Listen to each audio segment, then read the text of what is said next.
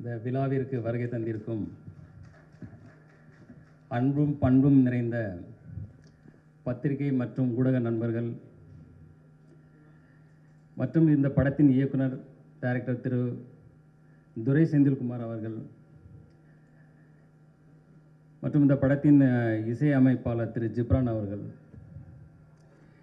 என்றும் என்னோடு நட்போடு இருந்து வரும் வியாபாரிகள் சங்க தலைவர் திரு விக்ரமராஜா அவர்களே, இந்த படத்தில் பணியாற்ற அத்தனை டெக்னீஷியன்களுக்கும் மற்றும் என்மேல் மிகுந்த அன்பும் மிகுந்த ஒரு எதிர்பார்ப்பும் ஒரு அதீத நம்பிக்கையோடு இருக்கும் என்னுடைய ரசிக பெருமக்களும், இந்த நேரத்தில் அனைவருக்கும் என் பணிவான அன்பான வணக்கத்தை தெரிவித்துக் கொள்கிறேன். லீடர் இந்த படத்தோட டைட்டில் பார்த்ததும் எல்லாருக்கும் என்ன தோணுனா, இது ஒரு அரசியல் சார்ந்த படமா இல்லை இது ஒரு எந்த மாதிரி படம்னு ஒரு ஃபஸ்ட்டு ஒரு கொஸ்டின் வரும். இது இந்த படத்தில் ஒரு அரசியல் சார்ந்த காட்சிகளோ இல்லை அரசியல் சார்ந்த ஒரு வசனங்களோ ஒரு துளி கூட இதில் கிடையாது. இது முழுக்க முழுக்க ஒரு கமர்ஷியல் என்டர்டைன்மெண்ட் ஃபிலிம். இப்போ இந்த கிளிம்ஸ் பார்த்துருப்பீங்க, இதுதான் அதில் ஒரு சின்ன ஒரு துளி, அதாவது ஒரு சோனா பாத்துக்கு ஒரு சின்ன ஒரு துளி இது மாதிரி இந்த படத்துடைய எசன்ஸ் இதுதான். இதே போல் தான் இந்த படம் கம்ப்ளீட்டாக ட்ராவல் ஆகும். இந்த படத்துடைய ஸ்டோரி பார்த்திங்கன்னா, ஒரு சாதாரண ஒரு இன்னசென்டான ஒரு அப்பா பிள்ளை, அவங்க ஒரு சந்தோஷமான வாழ்க்கையை வாழ்ந்துட்டு இருக்காங்க. திடீர்னு அவங்க வாழ்வியில் பார்த்திங்கன்னா திடீர்னு ஒரு மிகப்பெரிய ஒரு கேங்ஸ்டர் அதில் இன்டர்ஃபியர் ஆகிறாங்க. அதுக்கப்புறம் நடக்கிற விஷயங்களை தான் நம்ம டைரக்டர் துரை செந்தில்குமார் அவ்வளோ அற்புதமாக இதில் திரைக்கதை அமைத்து இன்றைய தலைமுறைகளுக்கு பிடித்த மாதிரியான ஒரு திரைக்கதை அமைக்கணும். அதான் முக்கியம். இன்றைக்கி கதைகள் அதே தான் இருக்கும், இல்லை இயக்கங்கள் அதே தான் இருக்கும்.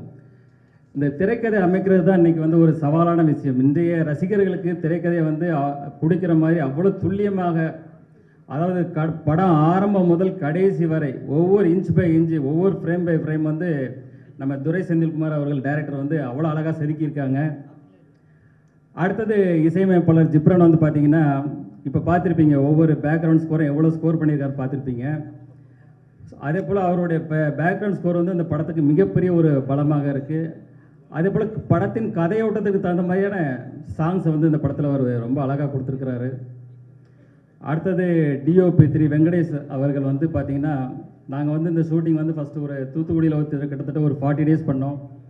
அதுக்கப்புறம் வெளிநாடான ஜார்ஜியாவில் கிட்டத்தட்ட ஒரு 15 டேஸ் பண்ணோம். ஆஃப்டர் தட் ஜெய்ப்பூர், ஊட்டி, அப்புறம் சென்னையில் லாஸ்ட்டு கிளைமேக்ஸ் ஃபைட், அதே போல் எல்லா விஷயங்களும் பண்ணும்போது அப்புறம் அவ்வளோ அற்புதமாக இருக்கும். நீங்கள் அந்த ஸ்க்ரீனில் பார்க்கும்போது அவருக்கு இந்த படம் அவர் வாழ்வில் அடுத்த கட்ட உயரத்துக்கு எடுத்துகிட்டு போன்றதில் ஒரு துளியும் சந்தேகம் இல்லை. அடுத்தது எடிட்டர் பிரதீப் ராகவ். அவர் பார்த்தீங்கன்னா, இப்போது சமீபத்தில் உள்ள படங்களான டிராகன், ஜனநாயகன் போன்ற படங்களில் பணியாற்றினவர். இந்த படத்தை அந்தளவுக்கு கிறிஸ்பாக, அந்தளவுக்கு ஒரு ஷார்ப்பாக ஒரு ரொம்ப அழகாக பண்ணியிருக்காரு. அவருக்கு என்னுடைய வாழ்த்துக்கள். அடுத்தது ஆர்ட் டைரக்டர் துரைராஜ். அவர் பார்த்தீங்கன்னா, இது செட்டாக இல்லை நிஜமாகவே அப்படி இருந்ததான்ற அளவுக்கு தான் ஒரு வியப்பாக இருக்கும். அந்தளவுக்கு ஒரு யதார்த்தமான ஒரு செட் அமைச்சு அவர் சிறப்பாக பணியாற்றியிருக்காரு. அவருக்கு என்னுடைய வாழ்த்துக்கள்.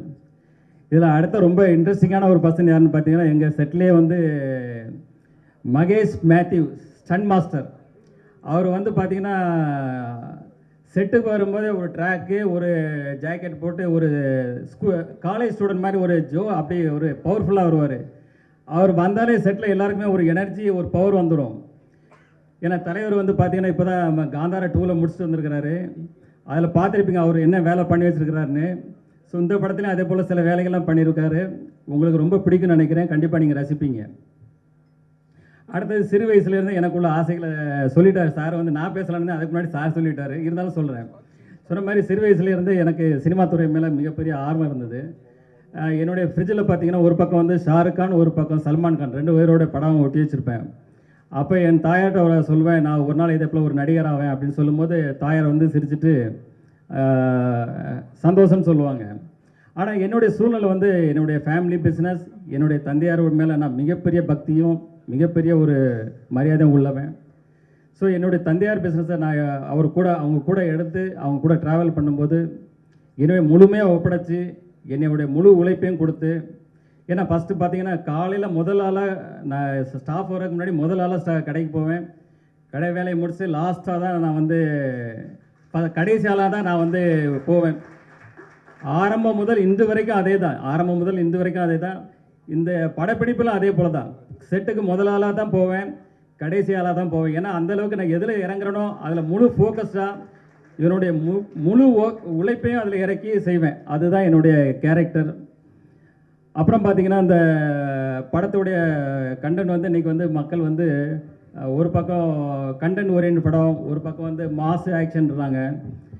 இப்போ நாங்கள் வந்து இதில் இந்த படத்தில் என்ன மெயினாக இது பண்ணியிருக்கோன்னா, ஒரு நல்ல ஒரு கதையம்சம் கண்டென்ட் இருக்கணும், அதே போல் ஒரு மாஸ் எலிமெண்ட்ஸு ஆக்ஷன் சீக்வன்ஸ் இருக்குன்ற மாதிரி இன்றைக்கி எல்லா தரப்பு மக்களுக்கும் இன்றைக்கி உள்ள ரசிகர்களுக்கு பிடிக்கிற மாதிரி இது ஒரு சிறப்பான படமாக இருக்குது. எங்கள் படக்குழுவும் சரி, நானும் சரி, இதை பார்த்துட்டு மிகப்பெரிய சந்தோஷமும் மிகப்பெரிய சாட்டிஸ்ஃபைடாக இருக்குது. அதே சந்தோஷமும் அதே சாட்டிஸ்ஃபைடும் உங்கள் எல்லாருக்கும் கிடைக்கும்னு நினைக்கிறேன். அப்புறம் சினிமா துறையை வந்து பார்த்திங்கன்னா இன்றைக்கி வந்து ஒரு தனிநபர் வெற்றி இல்லை, ஒரு படம் வெற்றி அடைகிறது ஒரு தனிநபர் வெற்றி இல்லை. அதாவது சினிமா தொழில் இன்றைக்கி வந்து பலாயிரம் தொழிலாளர் இருக்காங்க. இந்த பக்கம் தேட்டரில் பார்த்தீங்கன்னா கிட்டத்தட்ட அதில் பலாயிரம் தொழிலாளர்கள் வேலை செய்கிறாங்க. ஸோ ஒவ்வொரு படமும் நான் வெற்றி அடையணும்னு நினைப்பேன். ஏன்னா இன்றைக்கி வந்து பலாயிரம் தொழிலாளர்கள் வந்து இப்போ சினிமா துறை கொஞ்சம் இறங்குமுகமாக இருக்குது. இன்றைக்கி பலாயிரம் தொழிலாளர்களுடைய வாழ்க்கையை வந்து கொஞ்சம் அவங்களுக்கும் வேலைவாய்ப்புகள் குறையுது, புதுசாக வர்றவங்களுக்கும் வேலைவாய்ப்பு ஒழுங்கான முறையில் கிடைக்க மாட்டேங்குது. அதனால தான் நான் எப்போவுமே நினைப்பேன் அதில் இருக்கிற எல்லா படங்களுமே வெற்றி அடையணும் அப்படின்னு நினைப்பேன். அதே போல் பத்திரிகையாளர்களை நீங்களும் இந்த சினிமா துறை வளர்கிறதுக்கு உங்களுடைய முழு சப்போர்ட்டையும், அது சினிமா துறை மறுபடியும் எழுச்சி பெறதுக்கு உங்கள் அனைவருடைய சப்போர்ட்டும் வேணும்னு கேட்டுக்கிறேன். இந்த படத்தினுடைய சிங்கிள் வந்து வர்ற 14ஆம் தேதி காதலர் தினத்தன்றி முதல்ல இதை வெளியிடுறோம், முதல் சிங்கிளை. அப்புறம் வந்து பார்த்திங்கன்னா மார்ச் 6ஆம் தேதி வந்து கிளிம்ஸ் வெளியிடுறோம். அது இதே போல் ஒரு இதோட பவர்ஃபுல் பேக்கடாக இருக்கும். அது நீங்கள் வரும்போது பார்ப்பீங்க. அடுத்தது இந்த படத்தை வந்து ஏப்ரல் மாதத்தில் ரிலீஸ் பண்ணுறதுக்கு எல்லா வேலைகளும் போயிட்டுருக்கு. அதுக்கு முன்னாடி ஒரு 10-12 நாளைக்கு முன்னாடி நாங்கள் வந்து ஆடியோ ஃபங்க்ஷன் வந்து ரொம்ப கிராண்டாக பண்ணணும். அதுக்கான வேலைகளும் போயிட்டுருக்கு. அந்த நேரத்தில் ப்ரெஸ்ஸு உங்கள் முன்னாடி தான் எல்லா இதுவும் நடத்துவோம். உங்கள் எல்லாருக்கும் இப்போவே உங்களுக்கு இன்விடேஷன் பண்ணிடுறேன். எல்லோரும் கலந்து கொண்டு இந்த விழாவை சிறப்பாக செய்யணும்னு இப்போவே வேண்டி கேட்டுக்கிறேன். அதே போல் இந்த ஆடியோ ஃபங்க்ஷன் விழாவில் ரசிகர்களாகட்டும், அதில் நடித்து அதில் ஒர்க் பண்ண எல்லா டெக்னீஷியன்ஸ், அதே போல் ஆல் ஆர்டிஸ்ட் எல்லாருமே அதில் கலந்துக்கிடுவாங்க. அதுக்கப்புறம் தொடர்ந்து படத்துக்கான ப்ரொமோஷன் உங்கள் மீடியா உங்கள் கூட தான் இணைந்து செயல்பட போகிறோம். நீங்கள் எல்லாம் தொடர்ந்து எங்களுக்கு ஆதரவு தரணும். மீண்டும் ஒரு முறை உங்கள் எல்லாருக்கும் நன்றியும் வணக்கங்களையும் கூறிக்கொண்டு உங்களிருந்து விடைபெறுகிறேன். நன்றி, வணக்கம்.